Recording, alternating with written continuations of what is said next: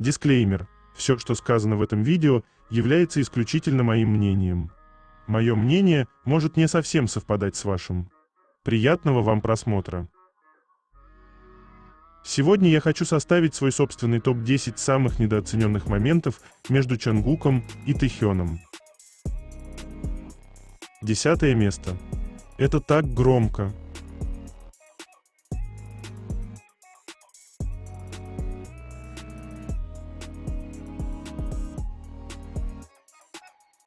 Просто поцелуйтесь уже. Чего себя и нас мучаете?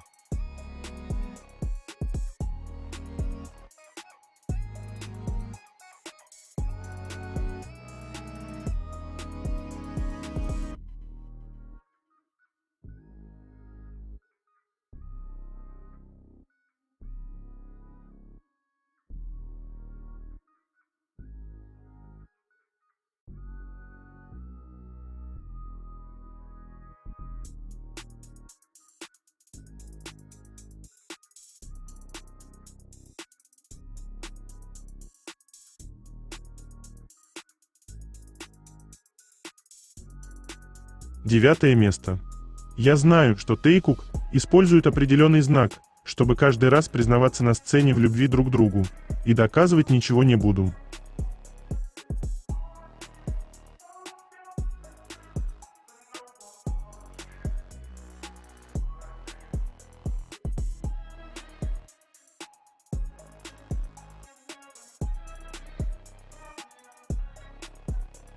Прямо сейчас на моем канале на Бусти вышла новая статья на тему «Почему Чонгук – единственный, кто знает настоящего Тэхёна?».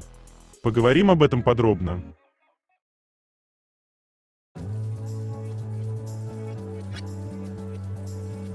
Чтобы прочитать эту статью, а также многие другие, которые там уже были опубликованы, вам необходимо подписаться на мой канал в Бусти. Ссылка на мой канал, на Бусти и канал в Telegram будет в описании этого видео, а также в комментариях.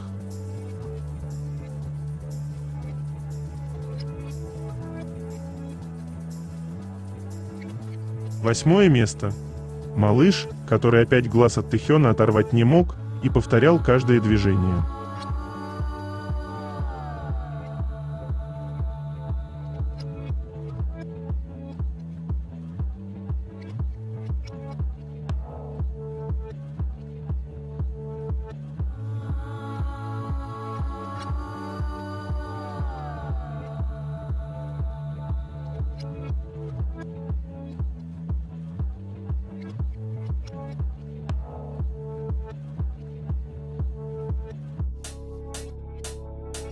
Седьмое место.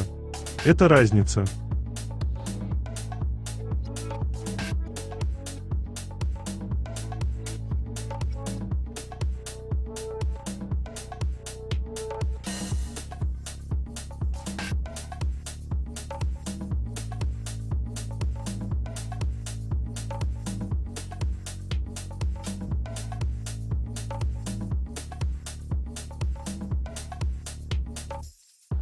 Шестое место. Поведение пары.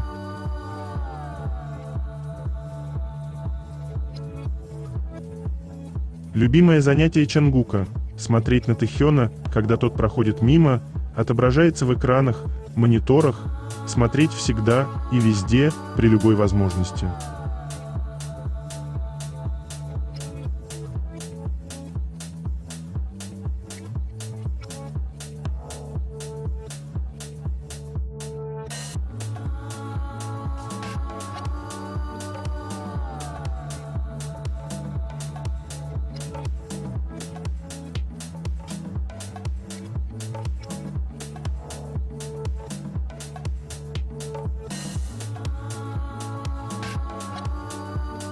Они сидят так плотно, что между ними вряд ли пролезет даже мысль о личном пространстве.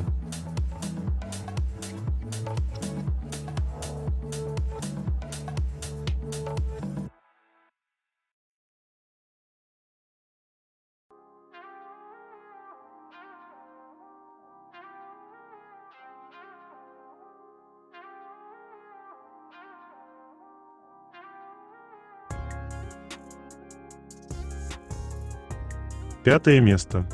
что еще останется неизменным, так это то, что они самое горячее дуо за всю историю, и вы не можете с этим поспорить.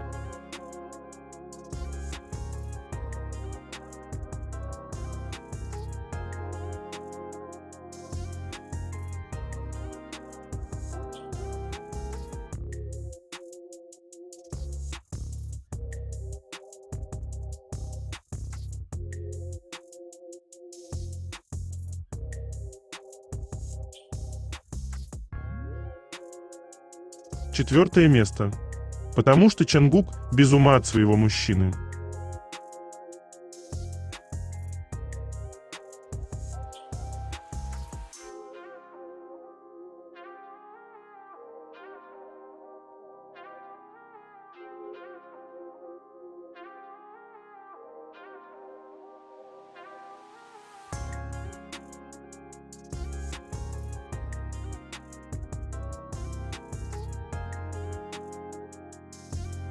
Третье место.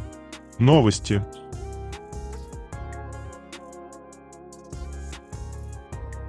Тэхён лайкнул публикацию с очень мотивирующими и такими нужными словами.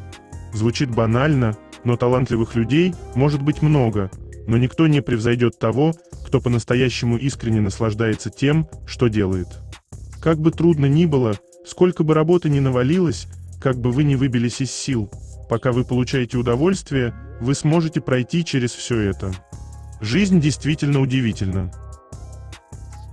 Эти строки полностью олицетворяют Тэхёна. Он живет настоящим, искренне наслаждаясь и получая удовольствие от каждого момента в жизни.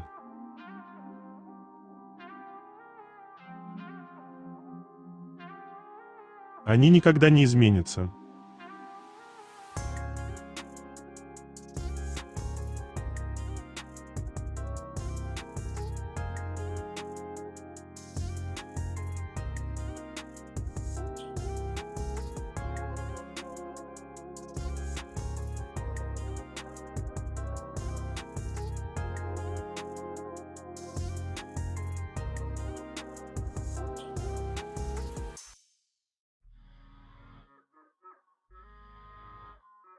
Тэйкук были одеты в куртки от Stone Island. Stone Island – итальянский бренд одежды премиум-класса, принадлежащий холдингу Манкла. Бренд появился в 1982 году как продукт компании CP Company. Создателем стал дизайнер и исследователь Массимо Ости, человек, который изменил само понимание уличной одежды. Его называли инженером моды. Не случайно. Ости подходил к ткани как к технологии, а не как к материи. Когда большинство дизайнеров обсуждали силуэты, он экспериментировал с химическими составами красителей. Согласно архиву Foundation Massimo Osti, в его лаборатории было более 35 тысяч образцов тканей и 60 формул окрашивания. Ни один другой дизайнер 1980-х не работал на таком уровне точности.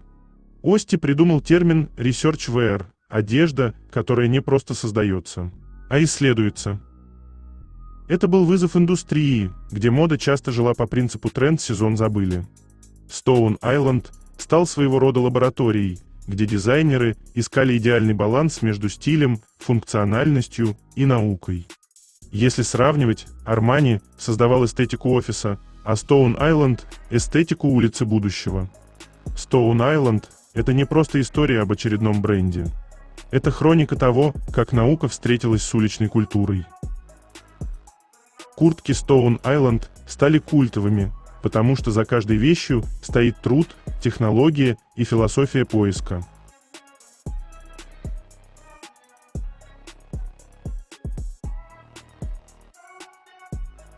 Он просто решил зависнуть на своем мужчине.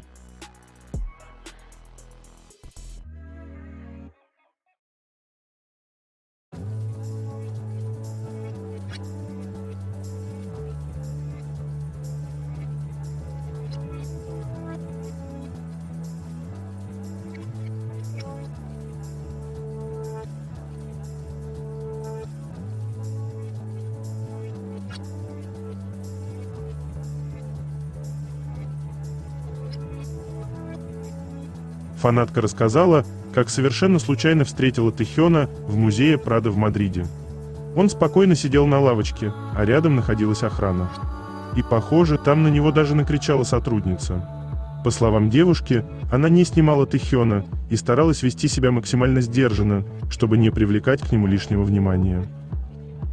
Всеми своими эмоциями она поделилась уже после встречи, только с подругой, отправляя ей кружочки. Он сидел вот здесь, в самом большом зале, самом популярном. Он сидит, смотрит картины, пока его охранники смотрят другие картины. Я подхожу буквально вот так. Сначала иду издалека и, не может быть. А потом прохожу мимо вот так. И иду очень-очень медленно. Нет, я не опускала очки. Я такая просто. И он на меня посмотрел, а я резко отвернулась и пошла дальше. Типа я его не знаю. Потом я еще раз обернулась. Кажется, это было так, но я точно не помню. У меня было столько эмоций, ты не представляешь. Но самое смешное было во второй раз. Я его увидела, и меня буквально вот так начало трясти. Я вообще не понимала, что происходит. Когда я его во второй раз увидела, в другом зале, еще раз случайно заметила, я такая, типа, пошла на второй этаж по своему путеводителю. И тут, понимаешь, в том зале только Ким Тэхён и его охранники. И они смотрят на меня. Я посмотрела на них и хотела пойти туда, где они были. Но потом резко делаю вид, что мне вообще-то нужно было в другую сторону, и такая, стоп. Я вообще-то хочу посмотреть картины, и иду сюда. Они проходят мимо, а я делаю вид, что изучаю картину, а в это время стою вот с такими руками, трясущимися.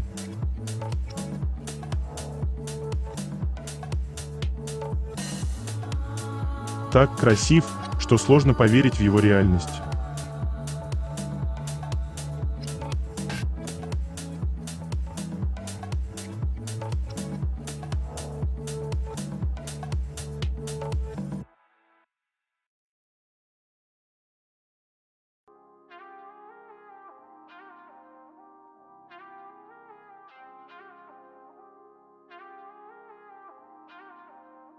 В последнее время кей-поп стал немного другим. Многие известные артисты отказались от привычного поп-глянца и создают более сырую, честную и зрелую музыку. Отчасти это, по-видимому, связано с тем, что самые известные артисты в индустрии находятся на более продвинутой стадии своей карьеры. Они больше не пытаются быть просто кумирами. И этот сдвиг дает новичкам возможность звучать уверенно и быть самими собой, вместо того, чтобы гнаться за трендами. Это слышно в песнях. В этом году BTS вернулись с песней «Суим» вместо яркого, запоминающегося ведущего трека. Это медленная и меланхоличная композиция о том, как трудно вернуться к нормальной жизни после долгого перерыва. Даже громкие треки стали тяжелее. «Адреналин» от Otis – это песня о преодолении хаоса без замедления темпа. А такие крупные коллаборации, как ремикс Дракула Кевина Паркера и Дженни, склоняются к мягкому, мечтательному звучанию о том, как оставаться в тени, чтобы сохранить душевный покой. «Суим» BTS. Честно говоря, я не ожидал, что возвращение BTS, да еще и после долгого перерыва, связанного с военной службой, произойдет с такой нежной песней, как «Суим». Но поп-суперзвезды сделали именно это. Они открыли свой долгожданный альбом «Арирэнг» этим медленным, накаляющим атмосферу, альтернативным поп-треком. Это мог быть рискованный шаг, поскольку песня не такая взрывная, как обычно ожидаешь от крупного возвращения кей-поп, подобного их, но он оправдался сразу. «Суим» набрала целых 14 миллионов прослушиваний на Spotify в первый же день, тем самым обеспечив дебют альбома с 110 миллионами прослушиваний, а затем сразу же заняв первое место в Billboard Hot 100. И это потому, насколько откровенной и личной кажется эта песня. Намджун написал ее о тяжелом душевном тумане и растерянности, связанных с попыткой вернуться к нормальной жизни после долгого отсутствия. Написанная в период серьезных перемен для участников группы, она рассказывает об истощении и неопределенности жизни, рассматривая акт плавания как способ просто двигаться вперед. Она утешительная, уязвимая и доказывает, что нежная мелодия иногда может тронуть до глубины души. Body to Body. Если Суим трогает вас до глубины души, то Body to Body — это как взрыв, который сносит крышу.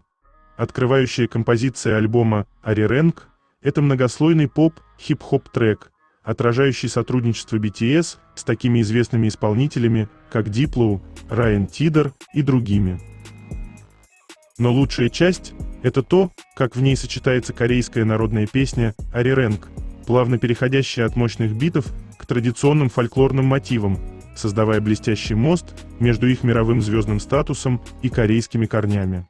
В лирическом плане песня «Body to Body» призвана сократить дистанцию между сценой и толпой, являясь празднованием буквального воссоединения тела к телу между айдолами и их поклонниками. Она передала ту чистую радость переполненного стадиона и по праву заслужила свое место среди самых культурно значимых песен этого года.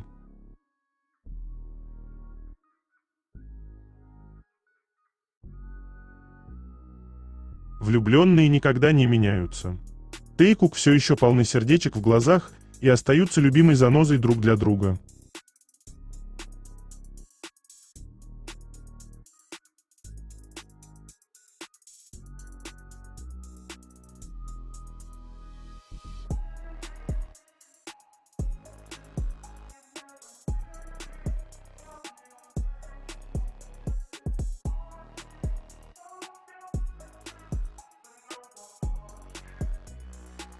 Коллекция Чангука для Calvin Klein вновь вызвала глобальный ажиотаж и массовые солд-ауты.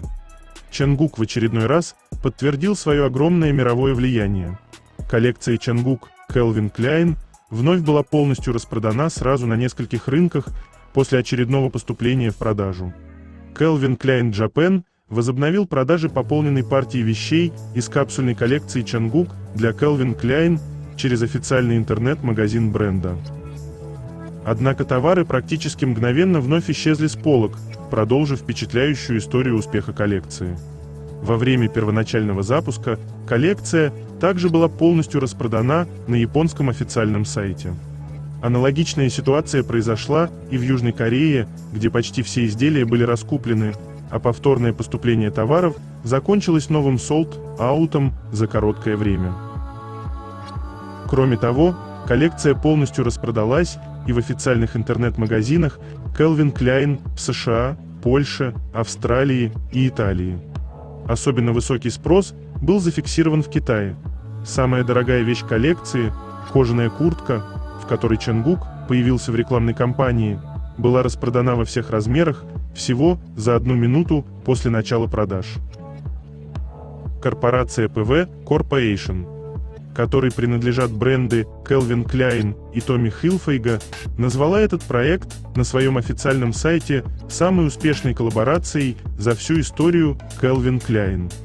По данным компании, коллекция вызвала беспрецедентный мировой интерес и высокий уровень вовлеченности покупателей, благодаря чему практически во всех регионах мира товары были распроданы в рекордно короткие сроки.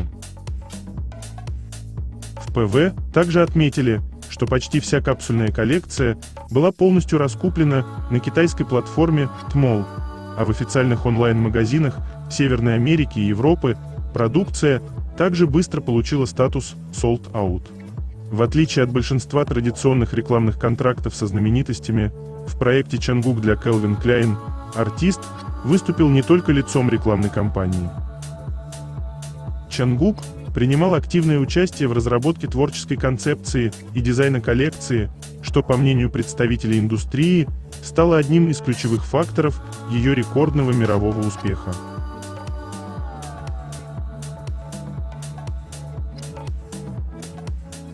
Чангук держится за спину. Очень надеюсь, что ничего серьезного, и он скоро полностью восстановится. Главное, чтобы сейчас он смог хорошо отдохнуть и позаботиться о себе. Береги себя, Чангук.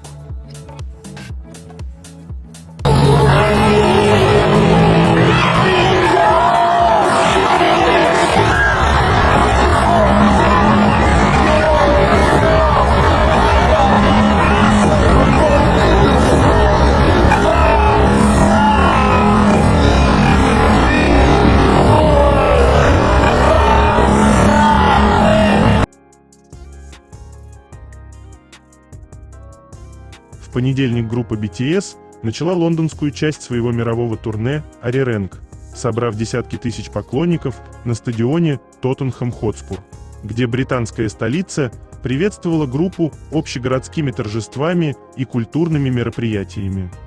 Группа из 7 участников отыграла первый из 2 аншлаговых концертов в Лондоне, после чего продолжит европейскую часть тура, выступив в Мюнхене и Париже. В понедельник группа BTS начала лондонскую часть своего мирового турне «Ари-Рэнг», собрав десятки тысяч поклонников на стадионе Тоттенхэм Хотспур, где британская столица приветствовала группу общегородскими торжествами и культурными мероприятиями. Группа из 7 участников отыграла первый из 2 аншлаговых концертов в Лондоне, после чего продолжит европейскую часть тура, выступив в Мюнхене и Париже. Они приходят к нам, когда мы переживаем трудные времена. Еще одна фанатка из Мюнхена сказала, что восхищается любовью и уважением, которые они проявляют друг к другу и к своим поклонникам. Одновременно с концертами лондонские достопримечательности и культурные учреждения присоединились к празднованию возвращения BTS в Великобританию. В рамках фестиваля поклонников The City Ari-Rэнг, посвященного мировому турне, Корейский культурный центр Великобритании открыл специальную выставку, на которой были представлены музыкальные видеоклипы BTS, сценические костюмы, официальная продукция и экспонаты, отражающие корейскую культуру. Фестиваль также расширился и охватил Корейскую галерею Британского музея, где посетители могут ознакомиться с экспозициями, вдохновленными темами последнего альбома BTS. Поклонники также могут принять участие в 8-этапном марафоне по сбору марок в Лондоне. В городе также подсветили красным цветом колесо обозрения London Eye, а по реке Темзе проплыла лодка в стиле Ари-Рэнг с логотипом тура.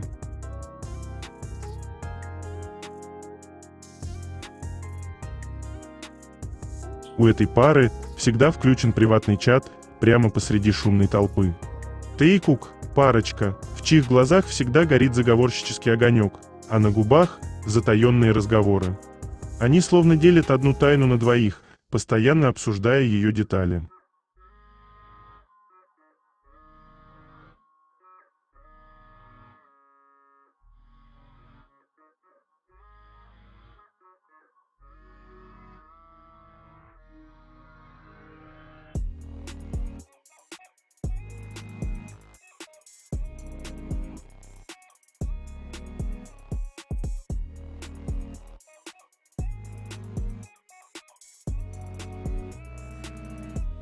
Вчера после концерта Тэйкук, Хасок и Джин заглянули в All Korean Barbecue, один из самых известных корейских ресторанов Лондона.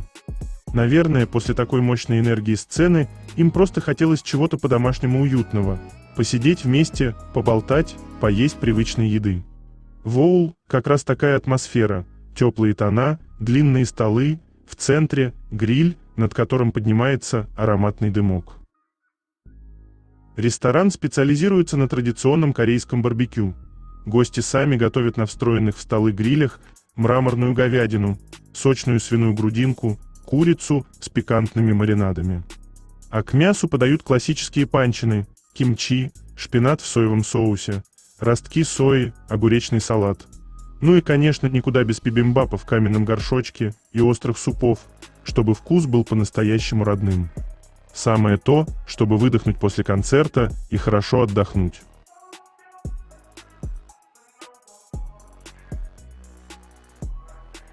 Память Тэхёна по своему первому видео в TikTok – это чистая милота. Просто невозможно не улыбнуться, потому что выглядит это очень трогательно.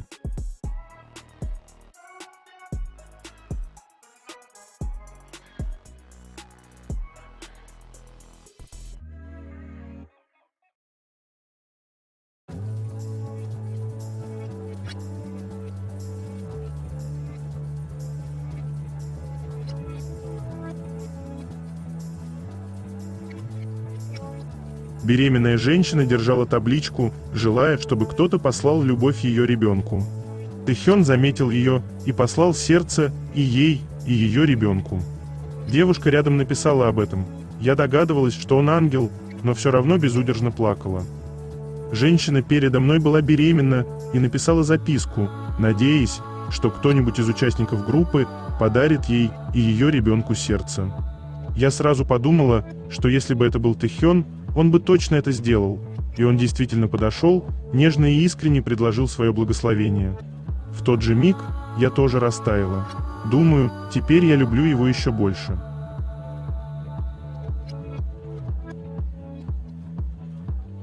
Я так люблю их дружбу.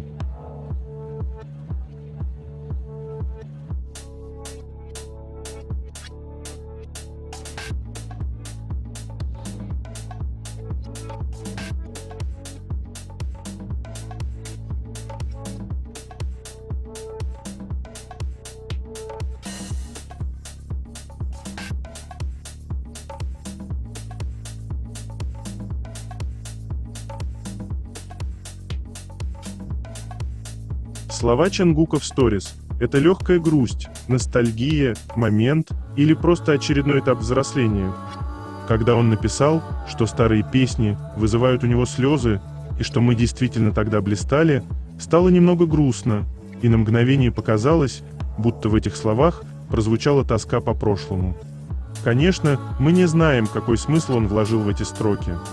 Да и не стоит пытаться анализировать каждое слово, ведь иногда воспоминания – это просто воспоминания. И старые песни – не просто треки, а первые большие концерты, первые мировые туры, первые невероятные победы, первые мечты, которые когда-то казались почти невозможными. Подобная ностальгия особенно часто приходит тогда, когда человек стоит на пороге чего-то нового. Ведь пока жизнь течет своим чередом, мы редко оглядываемся назад, но когда заканчивается одна большая глава и начинается другая, появляется естественное желание еще раз мысленно пройти весь путь. Да, тех ощущений уже не вернуть, но не потому, что впереди будет хуже, а потому, что жизнь не повторяет саму себя. Это совсем не означает, что впереди не будет чего-то еще более масштабного, наоборот. Просто новые мечты и цели рождают уже совсем другие чувства. И если вспомнить тот самый пьяный лайв, где Гуки был таким честным, открытым, дерзким, снова приходит понимание, что он никогда не боялся показывать свои настоящие эмоции. Возможно, сейчас у него как раз такой период. Время оглянуться на пройденный путь, переосмыслить пережитое и подготовиться к следующему шагу. А может быть, это был лишь короткий момент светлой ностальгии, мы этого не знаем. Но мне совсем не кажется, что он живет прошлым, скорее, он благодарит его.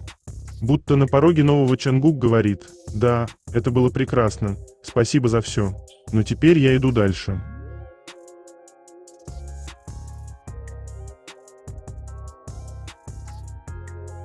Второе место. Это так интимно.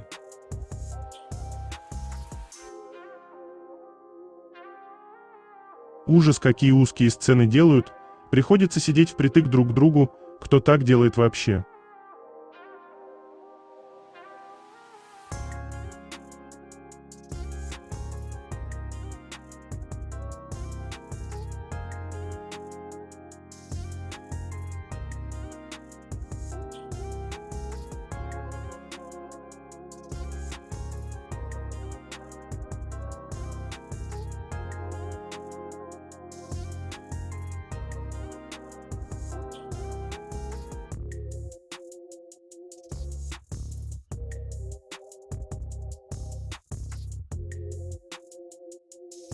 Эти фотографии буквально ощущаются как любовь.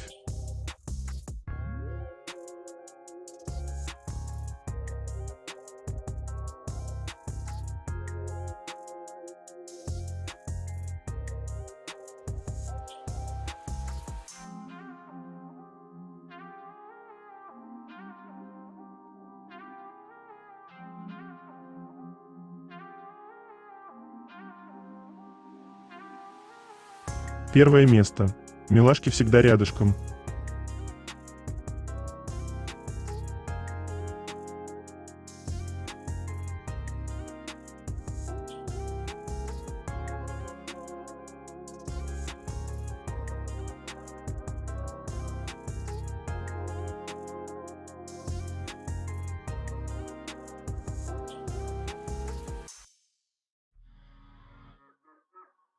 это конец. Желаю вам прекрасного дня и чудесного настроения.